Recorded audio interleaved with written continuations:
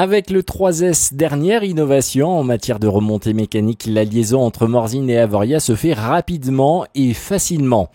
Autre moyen plus sportif, celui-ci, le ski alpinisme ou ski de randonnée, avec même sa traditionnelle course annuelle, la montée du Cros. Petit rappel sur la genèse de cette course. Elle date de, je crois que c'est 2003, la première édition. C'était notamment à l'initiative des Vieilles Crosses. Les Vieilles Crosses, ils sont toujours partenaires avec nous. C'est eux qui s'occupent des inscriptions au jour d'aujourd'hui.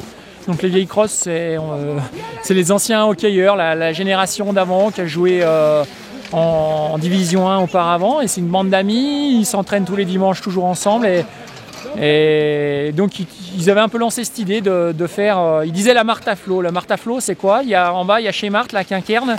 Et puis il y a le restaurant chez Flo qui est à l'arrivée anciennement du téléphérique, du 3S actuellement. Et aujourd'hui, cet événement est organisé conjointement par le secours en montagne local, Morzine Avoria Montrillon et le CAF du Haut-Chablais. Une chaussure qui se verrouille, qui se déverrouille. Déverrouillage, pourquoi ? Pour être très souple à la montée, pour pouvoir allonger. Des bâtons un petit peu plus longs qu'en ski alpin.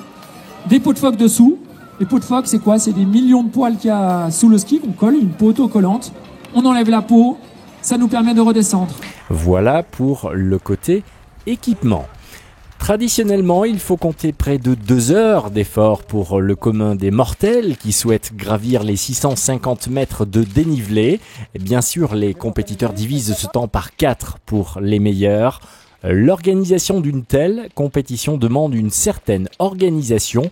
Tout est pensé en amont et à tous les niveaux.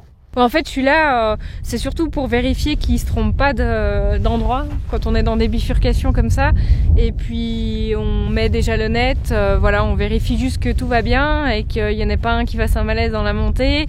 Et puis, avec la frontale aussi, pour ceux qui n'en auraient pas, ça leur donne peut-être un coup de boost de crier au bord de la piste aussi.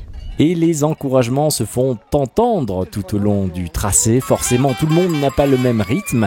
Car rappelons que l'épreuve est ouverte à tous et sans limite d'âge, avec pour preuve 2 frères jumeaux âgés de 85 ans. Chapeau. Après la course, place au verre de l'amitié et réaction du grand vainqueur. Toujours aussi dur. Ouais, toujours aussi dur. Un grand bravo à tous les participants. Il y avait pas mal. On a sa maman. On avait une bonne glisse. Ça a bien resserré, ça fait un peu la glace. Donc on verra les temps, mais c'est pas mal, ouais. La montée du Cros, c'est enfin une belle complicité des stations de Morzine et Avoria qui, de manière bénévole, unissent leurs forces à la réussite de cet événement ski-alpinisme.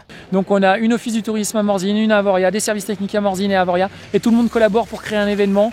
Le SF d'Avoria qui nous fait le chronométrage, la CERMA avec le service des pistes, la Société du Cros, et tout le monde collabore pour cet événement.